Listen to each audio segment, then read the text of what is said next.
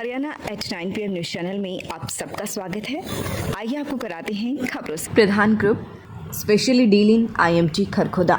Contact us 9355500009 9643971000 7650027000 www.pradhangroup.com। JJP व भाजपा ने प्रदेश को लूटने का गठबंधन किया।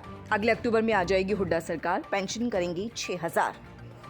PPP ID व प्रॉपर्टी ID करेंगे समाप्त। रविवार को खरखुदा सब्जी मंडी में हुई कांग्रेस पार्टी की जनसभा में राज्यसभा सांसद दीपेंद्र सिंह हुड्डा ने कहा कि प्रदेश में जेजेपी और भाजपा ने प्रदेश को पूरी तरह से लूटने का काम किया है। दोनों ही पार्टियां एक दूसरे के विरोध में चुनाव लड़ी थी और बाद में दोनों पार्टियां आपस में मिल गई। दोनों ने आपसी समझौता कर लिया और पूरे प्रदेश को लूटने का काम किया है। बड़े बड़े महत्वपूर्ण विभाग बांटे जिनमें खूब धांधली हो रही है। बात चाहे नौकरी की करें या विभागों की, चारों तरफ लूटने का सिलसिला चला हुआ है। प्रदेश को भ्रष्टाचार में डुबो दिया है। हरियाणा से बाहर के लोगों को नौकरी लगा रही है।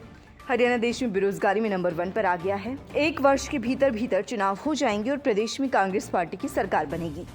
चौधरी भूपेंद्र सिंह हुड्डा मुख्यमंत्री बनेंगे। जैसे ही कांग्रेस की सरकार सत्ता में आएगी, बुढ़ापा पेंशन डंकी की चोट पर 6000 प्रति माह करेंगे।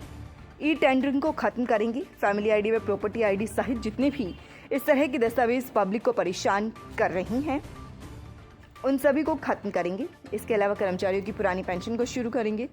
उनकी सरकार ने दूसरे राज्यों में पहले ही पुरानी पेंशन लागू की हुई है। वर्ष 2013 में खरखुदा में IMT स्थापित की थी और उस समय मुख्यमंत्री भूपेंद्र सिंह हुड्डा ने मारुति स्थापित करने का फैसला लिया था। लेकिन अब मारुति कंपनी स्थापित नहीं हो पाई है। अगर कांग्रेस की सरकार होती तो वर्ष 2014-15 तक ही मारुति यहां पर आ जाती। उन्होंने कहा कि भाजपा सरकार ने पिछले 10 वर्षों में मेट्रो का एक भी पिलर लगाने का काम नहीं किया, जबकि अगर आने वाले समय में कांग्रेस सरकार आती है तो खरखुदा को भी मेट्रो लाइन से जोड़ने का कार्य करेंगे। उन्होंने कहा कि पूरे प्रदेश में कांग्रेस की लहर है। जेजेपी और बीजेपी को प्रदेश की जनता बाहर का रास्ता दिखाएंगे। गरीबों को 100 वर्ग गज के प्लाट देने का कार्य फिर से करेंगे और जो प्लाट पहले दिए हुए हैं उन पर मकान बनाने में अभी तक वे सफल नहीं हुए हैं तो 2-2 कमरे बनाने के लिए भी सरकार द्वारा पहल की जाएगी। गैस का सिलेंडर 500 किया जाएगा। 300 यूनिट बिजली फ्री की जाएंगी। इस मौके पर विधायक जयवीर वाल्मीकि ने कहा कि वे कांग्रेस के सिपाही हैं। जहां पर भूपेंद्र सिंह हुड्डा कहेंगे वहीं अडिग रहेंगे। अगर वे धूप में खड़ा करने के लिए कहेंगे तो वे धूप में खड़े रहेंगे।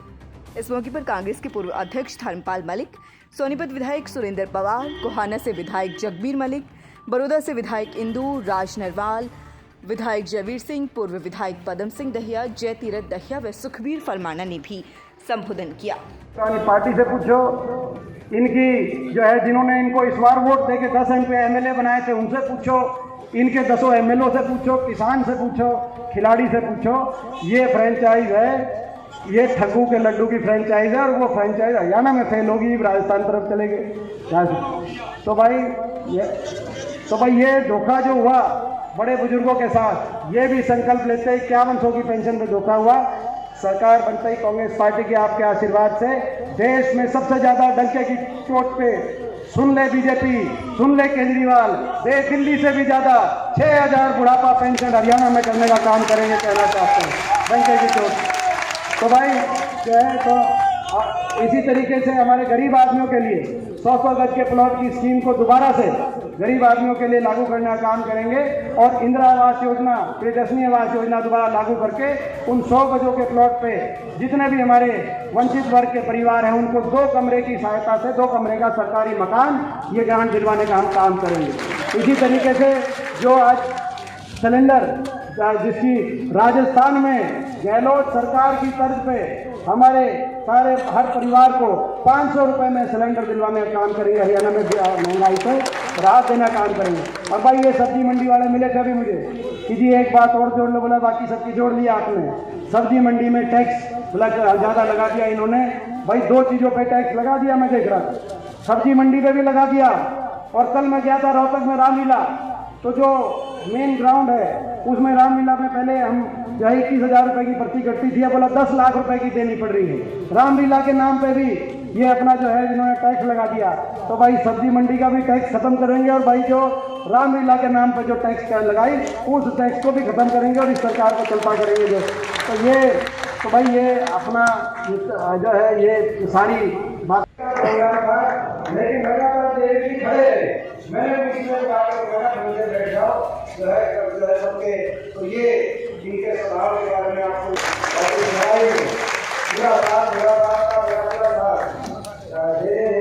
हमारे भाई जय वाल्मीकि जी, सभी पिता तुल्य बुजुर्ग नौजवान साथी मार्ग।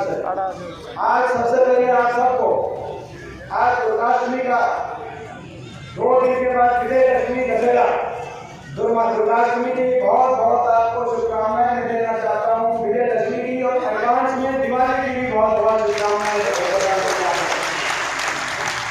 और ये भी मैं कहना चाहता हूँ कि आपका जो आज इतनी बड़ी संख्या में और इतनी लंबी रैली चली हमारी, क्योंकि इतने ज्यादा वक्ता हो गए और वक्ताओं से पहले इतना लंबा स्वागत चला।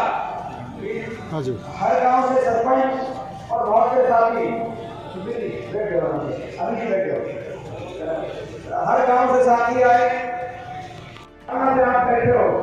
मैं विश्वास दिलाता हूँ आपको कि ये आपकी भावना खाली नहीं जाएगी। आज दुर्गाष्टमी की आपको मुबारकी है, अगली दुर्गाष्टमी पर हरियाणा में आपकी सरकार की आपकी भावना क्योंकि पिछली बार चुनाव की वोट पड़ी थी अक्टूबर 21 को 2019 में, आज अक्टूबर 22 है। इनके पास कहने को 1 साल लेकिन 1 साल नहीं है। 20 सितंबर को आचार संहिता लगी थी, तो 11 महीने मगर 11 महीने भी नहीं, 3 महीने 10 मार्च को लोकसभा की आचार संहिता लगी थी और 30 मई को प्रधानमंत्री जी ने जो है शपथ ली। तो 3 महीने लोकसभा के और 1 महीना विधानसभा के आचार संहिता, तो इनके पास तो पूरे 8 महीने भी नहीं 7 महीने की सरकार ले रही है। और इस सरकार से पीछा आपका जल्दी छूटने वाला है। मोदी पार्टी का 6-7 महीने की बात आ गई। और ये मैं इसीलिए कह रहा हूँ कि आज हरियाणा के अंदर हर वर्ग इस सरकार से नाराज है, परेशान है। हरियाणा के कोने कोने में मैं जा रहा हूँ और हरियाणा के कोने कोने से एक आवाज आ रही है, बीजेपी जेजेपी की ये घमंडी अहंकारी खट्टर सरकार जा रही है। हुड्डा साहब के नेतृत्व में उदय गांधी की अध्यक्षता में कांग्रेस पार्टी की सरकार हरियाणा में आ रही है। और ये जरूरी भी क्योंकि आज उन्होंने हरियाणा में बहुत नुकसान कर दिया। जो हरियाणा प्रदेश 2014 में जब सत्ता बदली और बीजेपी के हाथ चला लेते हैं बहुत बड़ा, लेकिन इन्होंने तो काम बिगाड़ दिया। ऐसी सरकार आई केवल काम ना करके इन्होंने पीछा नहीं छोड़ा, इन्होंने तो हर वर्ग का अपमान किया। ये तो अहंकार में घमंड में सातवें आसमान में घमंड, हर वर्ग का अपमान, कोई ऐसा वर्ग नहीं जिसका अपमान इन्होंने किया नहीं। किसान एक साल तक बेचारा किसान आंदोलन में 750 किसानों के शव इन धरनों से वापिस आए। मुझे आपके आशीर्वाद से मेरा सौभाग्य है कि पिछले 19 साल से देश की सबसे बड़ी संसद देश की सबसे बड़ी पंचायत के सदस्य के रूप में मुझे आपकी पैरवी करने का अवसर मिला 3 बार लोकसभा में।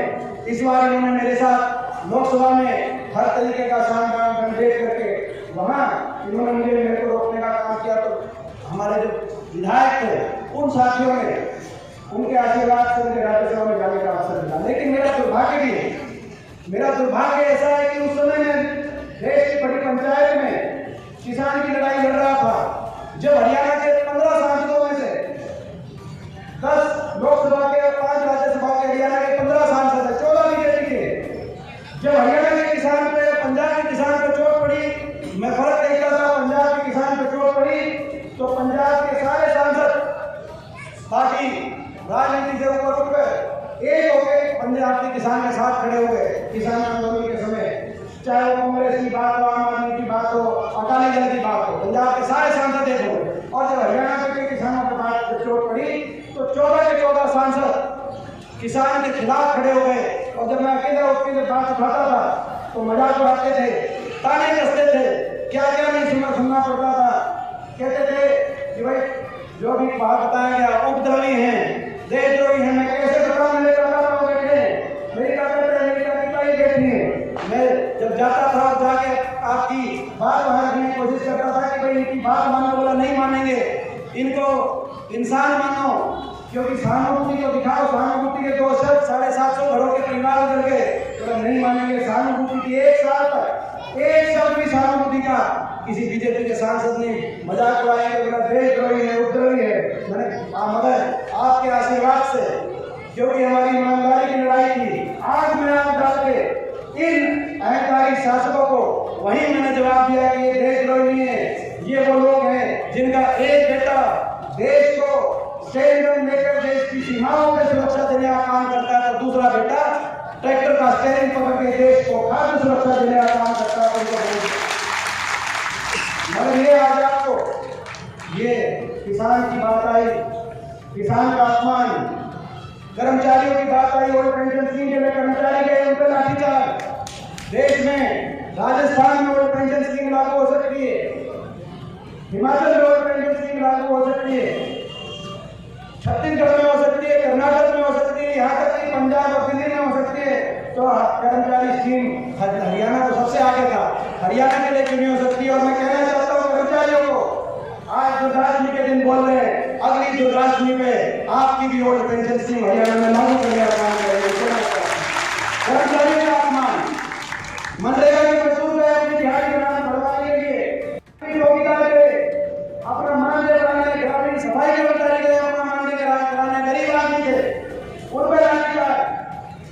यहाँ तक कि हमारे आंगनवाड़ी आशा वर्कर, ये दोनों जब अपनी लड़ाई लड़ी, इन पे इस सरकार ने कहर बरसाया। यहाँ तक कि सरपंच जब गए, सारे सरपंच यहाँ पे आए हैं, सरपंच सोचते थे कि छोटी सरकार है, बाकियों को लटक में लग रहे खाली छोटी सरकार हो, लेकिन सरपंचों की भी अच्छी चली। तो सरपंचों में लाठीचार्ज, कोई ऐसा वर्ग नहीं जिसका अपमान न किया उन्होंने। और मैं कहना चाहता हूँ सरपंचों को, सरपंच एसोसिएशन को, आपको लोगों ने जिताया है, आपके अधिकारों के लिए आप लड़ाई लड़ रहे हैं, आपके जो आप लड़ाई लड़ रहे हो पंचायती राज संगठनों के, अगली दुर्गाष्टमी से आपके भी अधिकारों को बहाल करने का हम काम करेंगे।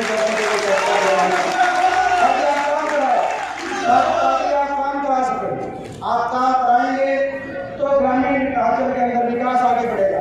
हमारे खिलाड़ी बैठे जगहों पे उन पे लाठीचार्ज, हमारी महिलाएं, उन बेटियों का क्या कसूर था, उन बेटियों का क्या कसूर था, वो अपनी इज्जत देंगे। एक किसी मंत्री ने, हरियाणा के मुख्यमंत्री, खेल मंत्री आज कल मुख्यमंत्री के नाम पर प्रोग्राम करे थे, खिलाड़ियों के साथ फोटो खिंचवा रहे थे, तो सारे खिलाड़ी मेडल लेके आए एशियाई खेलों में। मैं पूछना चाहता हूँ मुख्यमंत्री से, आप ये जो हमारी बेटियां बैठी रही उनके पास क्यों नहीं गए? आप कल करनाल में फोटो खिंचवा रहे हो, कल इनमें से किसी बेटी को अगर मान सम्मान की लड़ाई होगी। आज खेल मंत्री हरियाणा का एक संदीप सिंह, उन पे इस तरह के लड़ाई के आरोप, आज वो आपकी कैबिनेट में आज तक वो मंत्री बने हुए हैं। बात का एक शब्द नहीं निकला कि आपको न्याय मिलेगा, आप भी देश के बच्चे हो, न्याय का अधिकार आपका भी, आप मेडल को मत बढ़ाओ। देश में ओलंपिक के मेडल दुनिया में कोई उदाहरण नहीं है कि कोई देश में ओलंपिक के मेडल यूं भागे जा रहे हो और देश की सरकार के मुंह से ये लाइन ना निकले कि आपको न्याय दिलाएंगे, आप सब्र रखो। क्या कौन थे वो बच्चे और उनके लड़ाई करते हैं तो इनकी आंखों में लड़ते हैं। मुझसे पूछेंगे कि आपको किस तरीके से रोहतक में लोकसभा में आपकी घेराबंदी करी, प्रधानमंत्री जी 3 बार पिछली बार आए, आपसे क्या तकलीफ है इनको? मैंने कहा मुझसे ये तकलीफ है, मैं किसी भी वर्ग के साथ अगर अन्याय होता है उसकी लड़ाई लड़ता हूँ। किसान आंदोलन में जब मैं लड़ाई लड़ता हूँ तो मैं लड़ता हूँ, खिलाड़ी और बेटियों के आंदोलन में जब मैं लड़ाई लड़ता हूँ तो पूरी बीजेपी, ब्रिजभूषण बीजेपी के एमपी से लेकर सारी बीजेपी। बच्चों के चहुमुखी विकास के लिए प्रताप स्कूल खरखोदा का चयन करें ताकि आपके बच्चे संस्कार, शिक्षा, टेक्नोलॉजी, खेल, स्वास्थ्य एवं सांस्कृतिक गतिविधियों द्वारा विदेशों में तिरंगा फहराते हुए इंजीनियर, डॉक्टर, लेफ्टिनेंट तथा राजनेता बनकर देश एवं विदेशों में उच्च पदों को सुशोभित कर सकें।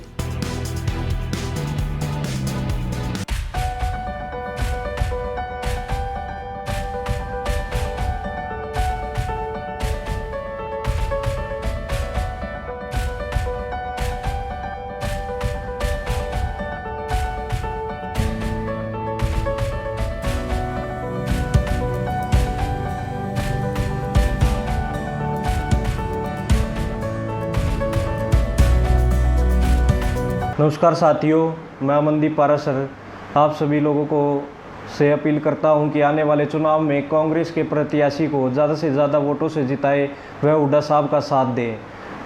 आने वाले टाइम में हुड्डा साहब को दोबारा से हमें सीएम बनाना है। हुड्डा साहब ही हैं जो अब की बार हरियाणा को बचा सकते हैं। हुड्डा साहब को लाओ, हरियाणा बचाओ। उम्र के हिसाब से जो सफ़ेद मोतिया होता है उसका इलाज होता है, हम आँखों में ऑपरेशन करते हैं, लेज़र मशीन से ऑपरेशन होता है, आँखों के अंदर से हम सफ़ेद मोतिया निकाल देते हैं और उसके बाद आँखों के अंदर हम एक लेंस बिठा देते हैं। उस लेंस से मरीज़ का ऑलमोस्ट दूर का विजन नॉर्मल हो जाता है, बट नज़दीक के लिए उनको चश्मा लगाना पड़ सकता है। लगातार खबरों से बनी रहने के लिए चैनल को लाइक, सब्सक्राइब और शेयर जरूर करें। धन्यवाद।